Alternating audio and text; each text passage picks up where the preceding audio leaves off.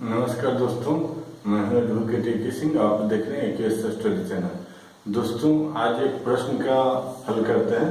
प्रश्न है कि कोई एक मित्र दूसरे मित्र को कुछ अपराध कबूल करता है और वह कोर्ट में साबित हो जाता है, तो क्या उसके आधार पर कन्विक्शन किया जा सकता है, जेल की सजा हो सकती है? तो आंसर इसका है नहीं। उसको हम देखेंगे। कोई एक परिवार के सदस्य दूसरे परिवार के सदस्य को कुछ अपराध कबूल कर लेता है, वो सच्चाई रहता है और उसके कोर्ट में साबित हो जाता है कि इसने ऐसा बोला है, तो उसके आधार पर क्या कन्विक्शन हो सकता है, जेल की सजा हो सकता है? तो आंसर है नहीं। उसका एग्जामिनेशन ही चेक होगा, क्रॉस एग्जामिनेशन होगा, री एग्जामिनेशन होगा, उसको सबूत देना पड़ेगा कि ऐसा उसने किया है और वो अभी मना कर रहा है कि मैंने ऐसा तो कहा नहीं है, झूठ बोल रहा है।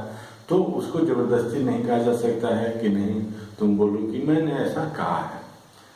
तो जो कोई व्यक्ति स्वतंत्रता पूर्वक ऐसा कहता है कि मैंने ये अपराध किया है और वह जज के सामने कहता है और जज उसको वार्निंग देता है कि तुम यदि ऐसा बात बोलते हो तो यह स्टेटमेंट तुम्हारे अगेंस्ट जाएगा और इसके बेसिस पे तुमको जेल की सजा हो सकता है, फिर भी बोलता है कि मैं बोलूँगा सर, सच बोलूँगा, फैक्ट यही है, सच्चाई यही है, तथ्य यही है, तो बोलता है कि ठीक है तो बोलो।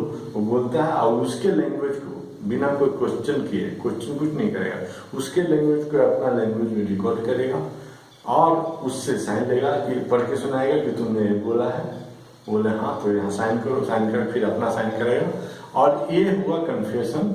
और ऐसा लिखा हुआ है CRPC के 164 सेक्शन में और इसके आधार पर, सिर्फ इसके आधार पर कन्विक्शन किया जा सकता है, जेल की सजा दिया जा सकता है, फांसी से दे दिया जा सकता है, आजीवन कारावास दे दिया जा सकता है।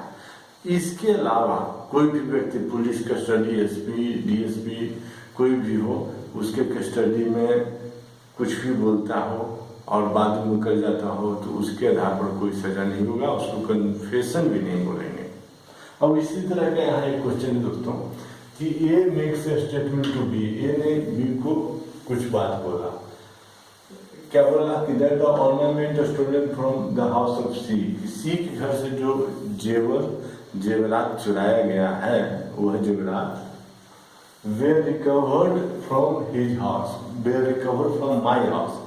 जे ए ने बी से कहा कि जो सी के घर से सामान चोरी हुआ है, ऑर्नामेंट चोरी हुआ है, वह मेरे घर से मिल गया है, ऐसा बोला। अब कहता है does the statement made by A to B amount to confession, क्या इसको कन्फेशन बोलेंगे?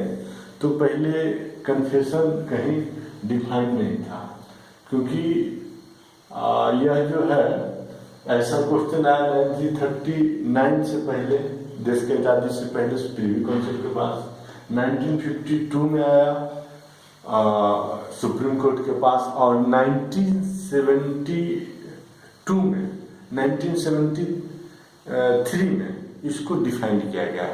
CRPC एक्ट 1973 में, CRPC क्रिमिनल प्रोसीजर को 1973 में इसको डिफाइन किया गया। तो उससे पहले क्या है कि जो अपना सुप्रीम कोर्ट था वो प्रिवी काउंसिल था ऑफ इंग्लैंड।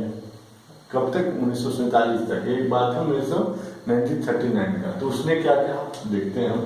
फिर परविंदर कौन सुप्रीम कोर्ट में बना, कब बना सुप्रीम कोर्ट? 1947 से 1950 तक कलकत्ता का हाई कोर्ट था, वह इंडिया का सुप्रीम कोर्ट था।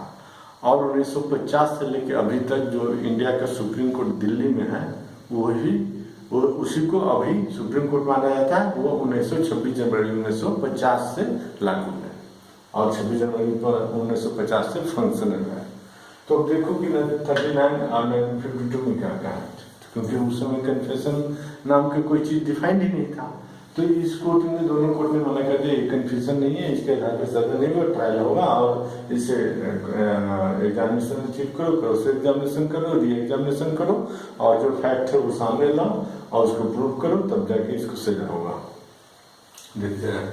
अब इस दोनों ने कहा, प्रिवी काउंसिल 1939 में बोला और सुप्रीम कोर्ट ऑफ इंडिया 1952 में बोला कि statement made by A to B is though highly incriminating. Highly self incriminating जो होता है उसके आधार पर सजा हो भी सकता है। बोला कि हालांकि हाईली इंक्रिमिनेटिंग है लेकिन उसका क्रॉस एग्जाम चीफ एग्जाम होना चाहिए, cross examination, chief examination, re examination.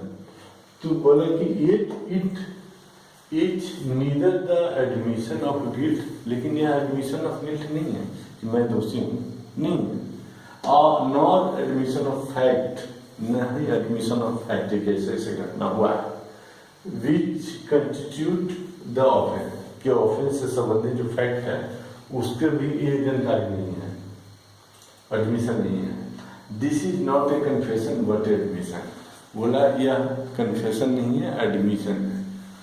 तो अब हम ये देखते हैं कि एडमिशन क्या है और कन्फेशन क्या है। तो एडमिशन तो उस समय नहीं डिसाइड हुआ, और जो एडमिशन है, एडमिशन क्या है वो 1872 में ही डिसाइड हुआ है। 1872 में ही सेक्शन 17 में लिखा गया कि admission is a statement which is made before the court which suggest any conclusion to fact in issue, जो झगड़ा है, लड़ाई का जो मेन इशू होता है उसके संबंध में कुछ बात कहना जिससे कि उस बात के सबूत के रूप में लिया जाए, any person, made by any person, वो एडमिशन है। लेकिन उसके संबंध में कुछ आप कहोगे तो आपको सबूत देना पड़ेगा, आपका क्रॉस एग्जामिनेशन होगा, ऐसी सजा नहीं मिलेगी अभी। लेकिन अब वर्तमान में जब 1973 के बाद जब बन गया तो इसको कन्फेशन को डिफाइन किया गया कि जिसके आधार पर मात्र सजा दिया जा सकता है, कोई ट्रायल नहीं, कोई क्रॉस एग्जामिनेशन नहीं, कुछ नहीं। तो उसके 164 CRPC में कहता है, अब पहले नहीं था ये, कि any judicial magistrate may record any confession before trial, trial inquiry होने से पहले, कोर्ट में ट्रायल होने से पहले जुडिशियल मजिस्ट्रेट कन्फेशन रिकॉर्ड कर सकता है। यदि कोई अपराधी बोला कि नहीं सर मैंने ऐसे गलती किया है, मैंने अपराध किया है, मैं कबूल करता हूँ, उसको वार्निंग दिया जाएगा कि यह स्टेटमेंट तेरे अगेंस्ट जाएगा और इसके बेसिस पे तेरे को जेल में जाएगा, तब भी बोलेगा, तब अभी तुम स्टेटमेंट देने जाते हो, बोलेगा हाँ तो ठीक है दो स्टेटमेंट, और वो लिखेगा, उसके ऊपर के सुनाएगा तुमने ये बोला है, बोला हाँ तो साइन करो, साइन करेगा, खुद साइन करेगा, जब भी साइन करेगा उसको ट्रायल कोर्ट में दे देगा और इसके आधार पर उसको सजा हो जाएगा। तो दोस्तों आप समझ गए होंगे कि यह मैटर उस समय का है जब कन्फेशन को डिफाइन नहीं किया गया था। अब जब कन्फेशन को डिफाइन कर दिया गया तो क्या होगा कि ये मैटर है तो ये कन्फेशन है, और जुडिशियल मजिस्ट्रेट से कोई बात नहीं बोला गया तो कन्फेशन नहीं है और उसके बेस पे सजा नहीं दिया जा सकता। थैंक यू दोस्तों।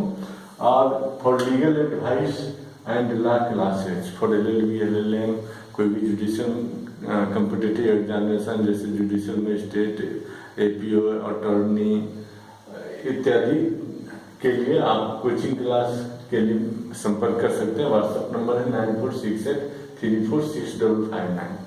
थैंक यू दोस्तों।